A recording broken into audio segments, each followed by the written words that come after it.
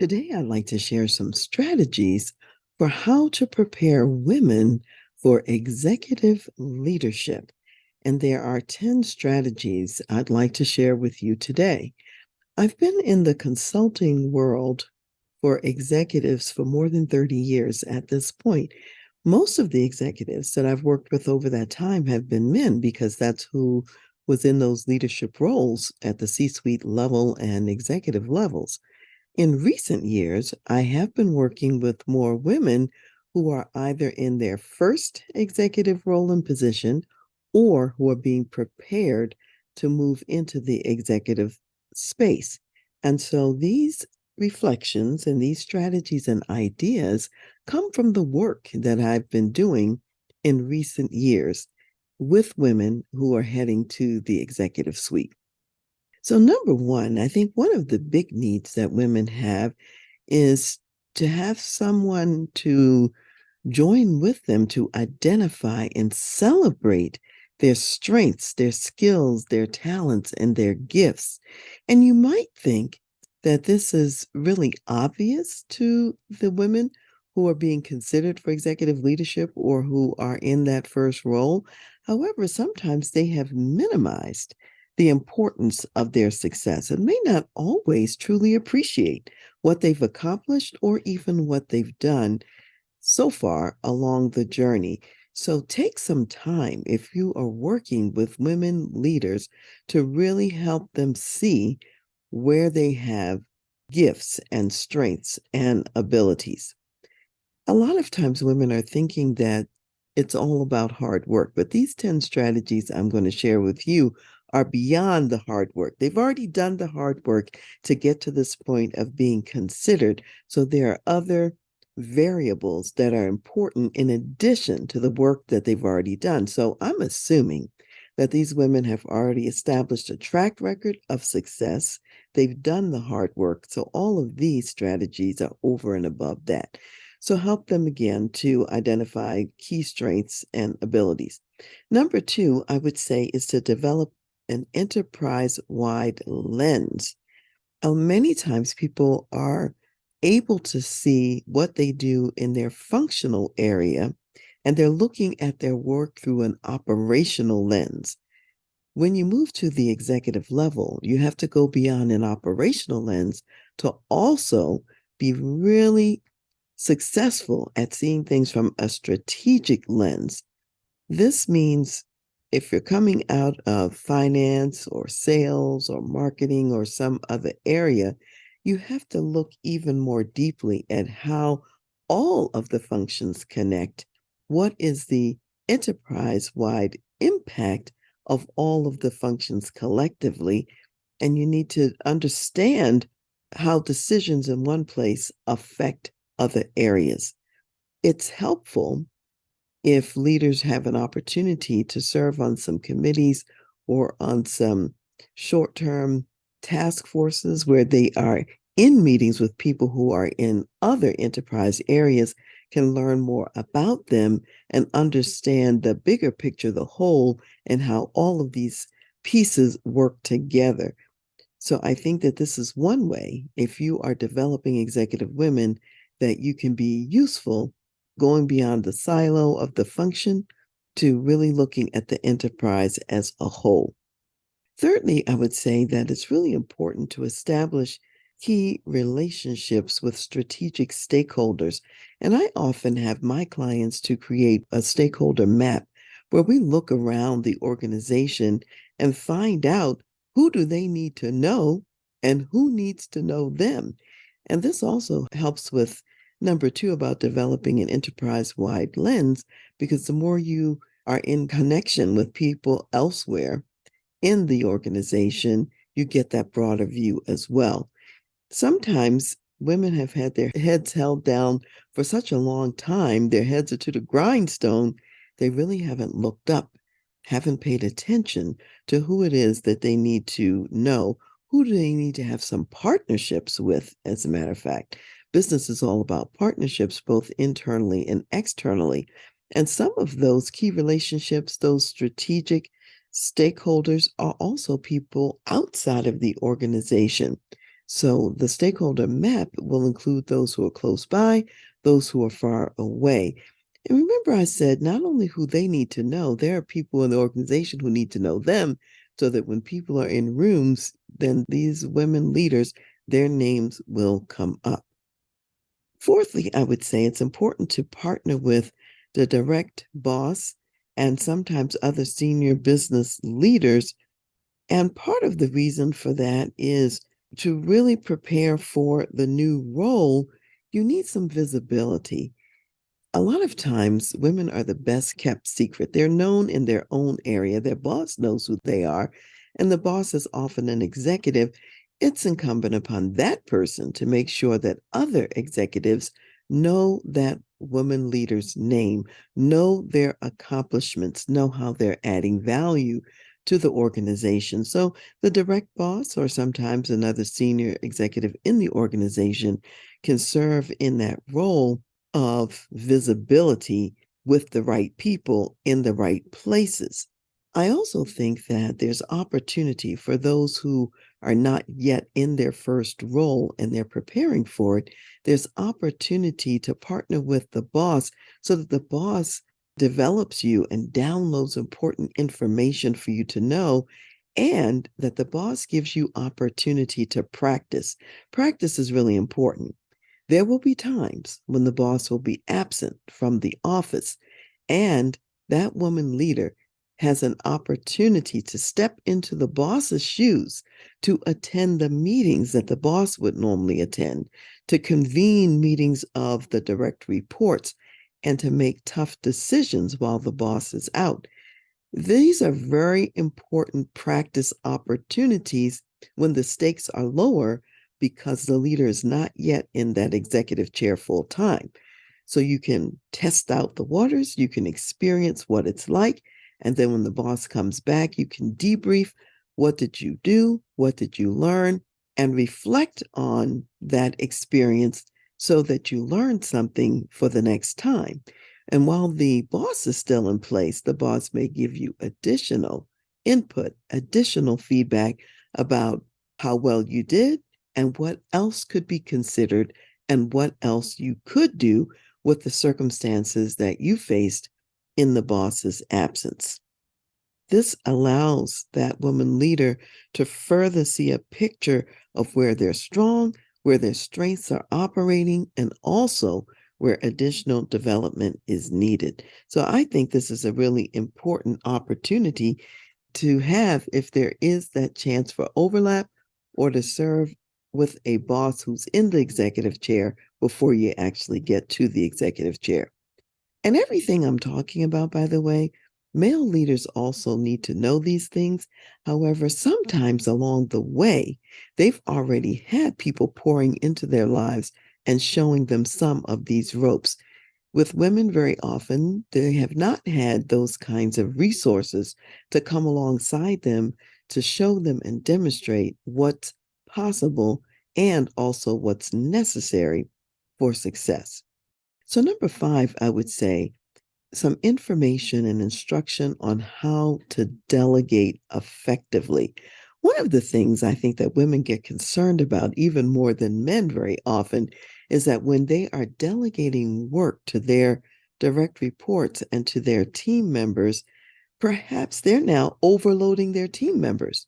And they're very sensitive to this issue because they've been overloaded their careers by the bosses that they've had. And often the plate was overflowing and way too full.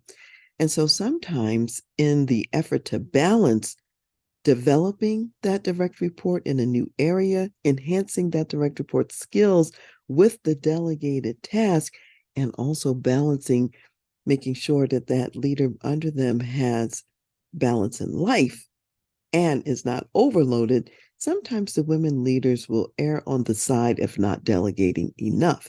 And very often they will retain too much on their own plates. So, what's going to be really important is to identify the task on your plate that someone else could really do if you're a woman leader, and something that would also develop the skills of that person you delegate to. So it's value added for them in their careers And you retain on your plate only those things that only you can do. Anything anyone else can do, for the most part, you want to offload most of those items and retain the more strategic items that require your input as a woman leader. So I think that when we talk about delegating effectively, it's not only recognizing that the tasks delegated do develop the person who the task is delegated to, you also want to spend some time helping that person to identify what the priorities are of all the tasks they have on their plate. And those priorities may change from week to week, day to day. And that's okay. That's the dynamic nature of business. So you may have to meet with them on a more frequent basis to figure out which tasks need to be prioritized at this time. That way, those you're delegating to know where to put their energy. So they may have 10 things on the list, and only 3 are the current priorities, and they're getting those done before they move to the next items.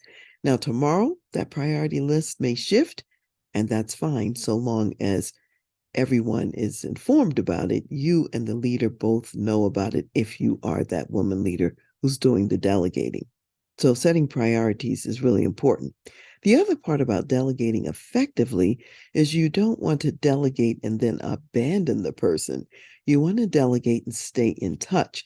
See how that task is going, see how they're progressing, see if they need something along the way, more support from you or somewhere else in order to be effective at the delegated task. So as we can see, learning to delegate effectively is a little bit bigger than what we often think it is. So that's an important one.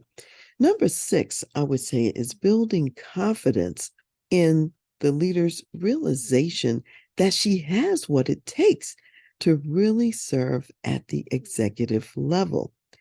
And a lot of times people mistakenly assume that the executives are materially different from how they are as effective business leaders. However, if you're being considered for an executive role, you already have what it takes. That doesn't mean you already know everything. Of course not. And in fact, you don't want to know everything about the next job, because if you did, the job is probably too small for you and you probably need to be promoted to a bigger job. So when you step into the executive role, no, you will not know everything. That's normal. That's okay. And you will learn on the job. And that's an important part of it as well, learning on the job. I think that many female leaders, especially, assume that the male leaders already know a lot of information that perhaps those male leaders don't really know in advance. They're also learning on the job. It just may not be as obvious. So I think allowing women leaders to be comfortable with the fact that they will grow into the jobs, they will learn as they go. And this then ties back to their key signature strengths, skills, talents, and abilities that they will use and leverage to learn what else they also need to learn and also need to know. Number 7, I think it's also important to figure out how to navigate organizational politics. All organizations, by the way, have politics. They all do. You're not going to escape that. I don't care what kind of organization it is. And sometimes those political machinations, when women encounter these, they will often think about the assault or insult sometimes that they feel as very personal, because it feels personal. And yet, even though some emotional triggers are triggered, and even though it feels personal, I think it's important to recognize that it's not about you personally. And no matter what happens, even if it's politics, and even if it's a peer or a colleague or a superior showing a bad side of who they are, all of this is just data for you as a leader. And it's important to know where other people are coming from and where there may be some landmines and some challenges and some difficulties, because you can use that data to navigate more effectively through the organization. And sometimes the data gives you information about where you might need protection. You got to protect the left flank, the right flank, and so on, and bring in sometimes other resources to help with that. So I think that it's important to know what the politics are and how to negotiate through the politics while retaining the essentials of who you are as the woman leader.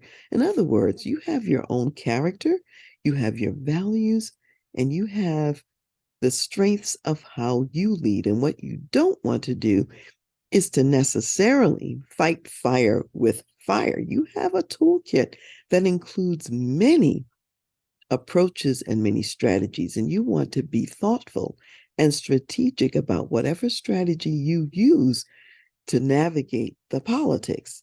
And even if your colleague, even if your superior is pulling out something that may feel a little mean-spirited, may feel personal, has an edge to it, you can still choose to show up with your values and leading from who you are. And so it's important to learn how to not let other people throw you off of your game. Frequently, that's what other people do, is they want to throw you off your game so you're less effective. So I'll remind you that Romans 8:28 is still relevant. All things work together for good to those who love God and are called according to his purposes. All things won't be good. However, everything that happens to you, God knows how to work it for your good. So even the organizational politics and the challenges that come with that are for your good. So just keep that in mind. There is a bigger picture beyond the people you're dealing with day to day at work. Someone in the heavenlies is overseeing what happens to you and is using every thread for your beautiful tapestry. Number 8, I would say, and this is really huge and really important, is to identify how to add value to the business. That means women executives need to learn the business. What is the core business of your organization and institution? And you want to tie your actions to increasing that business value. So let's say you're a woman leader and you're working in an organization that provides software solutions to other businesses. And maybe you're working in the area of human resources. Most line leaders, business leaders, they don't care about another program and something that's going to add more work and time on their plates. So, as that HR leader, you need to be able to talk the language of that line leader. What's most important to them? What are they looking for? Are they in the process of hiring some new and key talent? Well, you want to have HR processes in place such that they can quickly and easily recruit that top talent, the kind that they're really looking for, which means that it's a human resources professional. You're listening well enough to be able to identify the qualities, the experience, the talent, skills that these new hires need to have in order to fulfill what is needed in the organization and by that line leader executive. And as you think about recruiting, you also want to think about retaining those people. Maybe there's something in the benefits package that makes a difference to the new leaders that you're recruiting and who are coming in now. You don't want to lose the high quality people out the back door because you haven't thought about what also retains them, which also means you want some robust systems in place for onboarding, for integrating them into the organization, for making sure that they're trained and that they're skilled for the job that they have as they're coming on board. A lot of times when people are neglected at work, they don't sense that others care about their development. They're just kind of thrown into the deep end of the pool, those people will get picked off by some other organization that knows how to treat their talent and knows how to develop them. So I think whatever the functional area is that you're in currently, whether it's human resources, it could be finances, it could be marketing, the legal department, some other area, whatever you do, you want to understand the business priorities of the line leader, their business objectives, and also their pain points so that whatever your work is, you're making their lives better. You're truly adding value to the bottom line by whatever service your functional area offers. Now, this is one of the places where I think a lot of leaders fail is they forget what the core business is and to orient all of their actions around the core business. If you do that, if you learn the business and can speak the language of the business with the line leader, you will have far more credibility and you will also see ways to improve the business and add to the bottom line from your vantage point, which then makes the line leader more willing to listen to what you have to say. Because when they meet with you, you give them tools, you give them strategies and approaches that make the business better. And that's what they're looking for. Number 9, I would say, is to prioritize continuing education. First of all, for yourself, if you're a woman leader, is to prioritize your continuing education, which means, again, if you need to take some classes, go to some conferences that help you to understand the core business of your company, great. Make sure you attend those. Maybe you might need some classes on leadership or other topics, conferences on leadership and other topics. Perhaps you recognize that if you are to move into the executive ranks, you've got to work on your public speaking ability. Perhaps that's some place where you might get some additional instruction or assistance. And as you are getting your continuing education, remember to also develop your direct reports as you meet with them on a periodic basis to review how they're doing and to share their strengths and abilities with them. You also want to identify what do they need to learn next? What are the continuing education opportunities so that they can continue to be successful in the company as well? So you are modeling for the people who report to you how to develop their people as well. And then hopefully that will cascade throughout the organization. So be thinking about development of your people and what is the continuing education that they need along the way.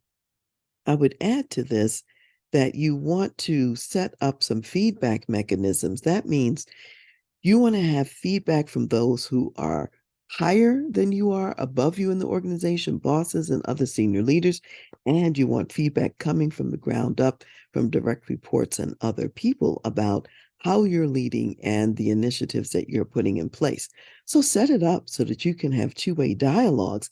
And as you're meeting with your direct reports, ask them what they would like to see you do more of, what they'd like to see you do less of, and what they'd like to see you do in a different way. Maybe something that you're not doing at all at this point. It could be something new that they think would be beneficial to them or beneficial to the organization. So remember to get feedback and then also give feedback to those who report to you. And as we have said in other places, make sure that 4 times as often you're letting them know what they do well and how it's benefiting the company. And then that 1 time out of 5, you let them know something that they could improve on. So give feedback and also be open to receiving feedback. And this is all part of your continuous education, your continuous growth and development. Number 10, I would refer to as obtain resources, both internal and external, so that you get to where you want to go. You get there faster and you get there prepared.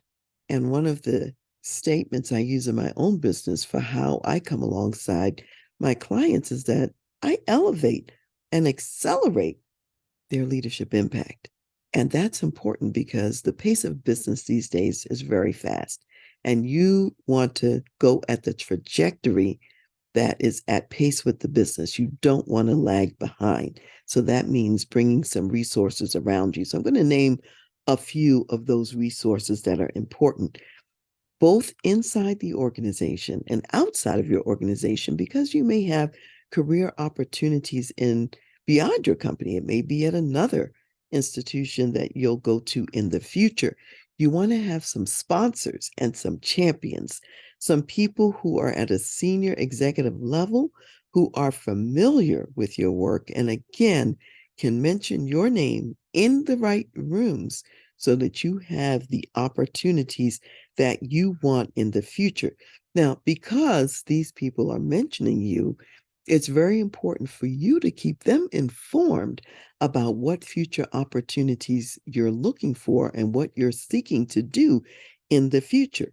You are the one who's in charge of your career. And gone are the days when companies are primarily responsible for looking at each person and figuring out where you might serve best in the future and making sure you have those opportunities. We hope that that happens. However, sometimes it doesn't. So take charge of your own career. Make sure the sponsors, the champions, your bosses, your mentors, make sure that they know what you're looking for and where you're going and what would be exciting to you in the future. And also be open to what they might suggest that you hadn't thought about. There could be a future opportunity that you hadn't considered, and yet it would be perfect for both your desires, your interests, and also the skill set that you have and where you're going in the future. So that's number one, sponsors and champions. Make sure you have some of those. You also want to have mentors along the way. And a mentor is someone who's at a more senior level than you in the organization. They know who's who in the organization. They can help populate your stakeholder map because they have a perspective on who you need to know in the organization in order to achieve the objectives that you're stating that you want to see materialize for yourself in the future. They also have very valuable information on navigating the system, navigating your corporate environment, including navigating the politics, what to do and what not to do. And that's often very organization specific. So you want your mentors to be in touch enough inside the organization to know what you need to know as a woman executive. I'd also say it's important to have some coaches, and I'll talk first about the internal ones. First, your boss is a great coach, and we've already talked about some ways that the boss can coach you. Another very valuable way that the boss can be a coach, also mentors and sponsors and champions can serve in this role, is thinking about the next level challenging jobs that you need to be prepared to lead effectively at that executive level.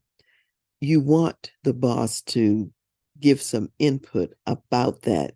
Again, to broaden your scope to the enterprise-wide level, to fill in the gaps that exist now, because maybe if you've been in HR all your career, you might need another job over here in a different area, in a different department to give you a different perspective, and they can help with that.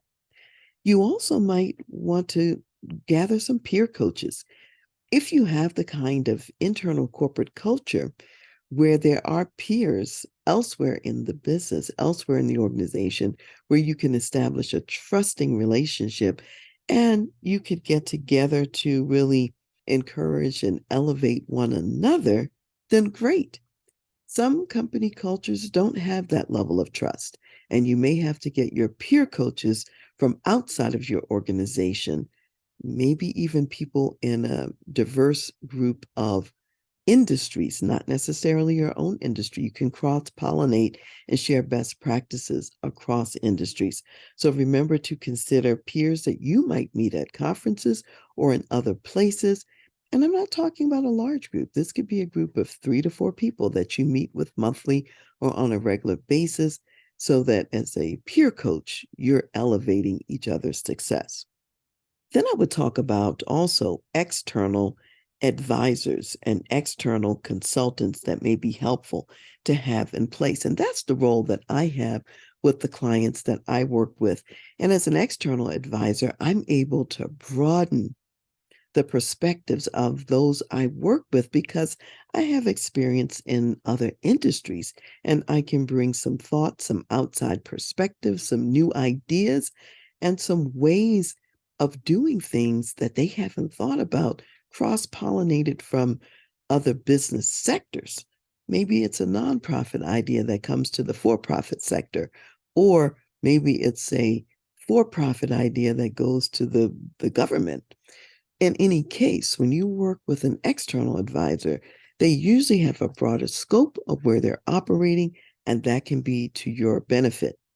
Also, an outside advisor creates safety, a safe environment, which you may not always have internally because of the organizational politics, competition, and whatever else may be going on.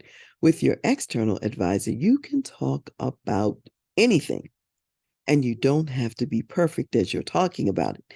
You have the freedom to be what I call raggedy or not to know everything. That's the whole reason the external advisor is there. So you can let your hair hang down, said, here's where I'm struggling. Here's where I need some input. Here's where I need some advice and counsel.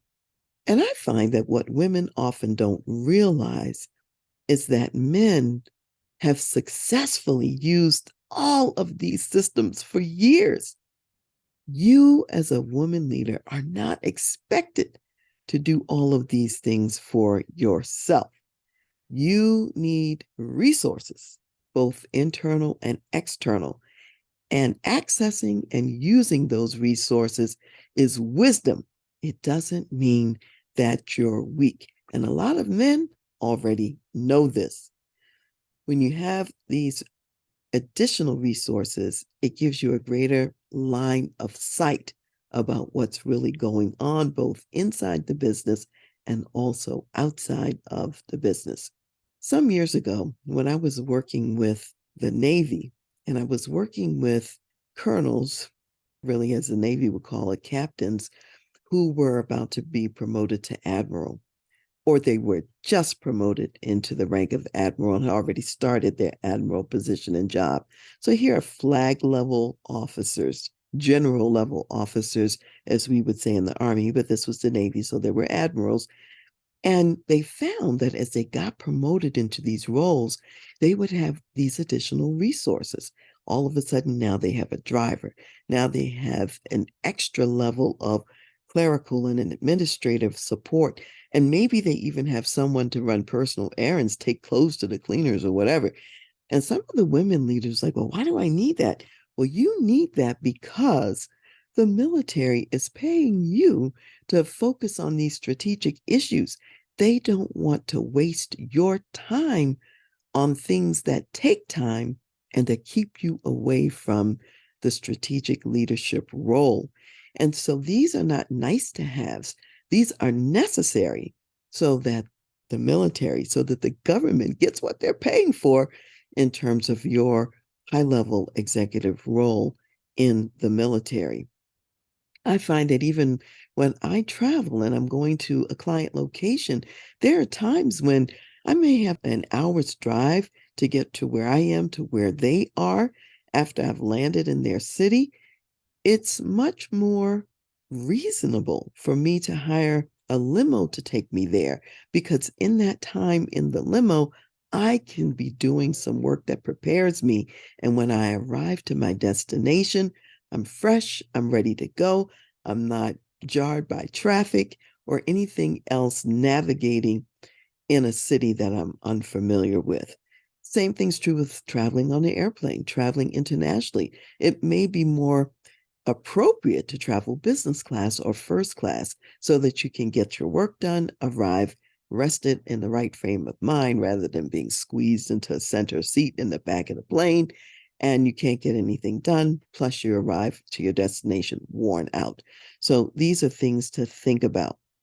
I also remember when I was in the military, there were women who were being promoted and advanced ahead of schedule, and they were skipping some preparation and some levels. And as an advisor to commanders and leaders at the time, one of the things that I shared with them is that these women did not have the same benefit of their male colleagues who had years of preparation before they got to these senior leader roles. And the women were being promoted quickly because they wanted women in higher level positions and they didn't have the women in place already. So we talked about what those women were going to need as these additional resources and supports to make sure that they were successful and that they did not derail. And a lot of times the male leaders did not understand the importance of this until we had those conversations. So think about the same thing for you or for other women leaders in your organization. So I will just summarize briefly the 10 items that I've covered today. Number 1, identify and celebrate the strengths, gifts, and talents of the women leaders. Number 2, develop an enterprise-wide lens, help them to do that. Number 3, to establish and nurture key strategic relationships in the organization. 4, to partner with their boss and other senior leaders so that they can better prepare for the executive role. 5, learn to delegate effectively. 6, build confidence in their abilities. They are in the right place at the right time. They are prepared for executive leadership. Number 7, learn to navigate organizational politics. Number 8, add value to the business. Number 9, prioritize their continuing education. And number 10, obtain internal and external resources like sponsors and champions and mentors and coaches and advisors and consultants. I'd like to close today's segment with a verse from Proverbs, the 22nd chapter and verse 29. And when you hear the word man in this verse, I want you to think of any person, because this applies to any person, whether male or female. And in God's economy, he created male and female, and he called them man collectively. So you've got man, you've got woman, and you've got human. So man is all inclusive in this case. So the verse says, do you see a man who excels in his work? He will stand before kings. He will not stand before unknown men. So women, what I want you to know is the sky is the limit. You can go anywhere you want to go. And as you excel in your career and bring your A game and excellence, you too will serve before proverbial kings and queens in the business industry. So to your success, and I'll see you next time.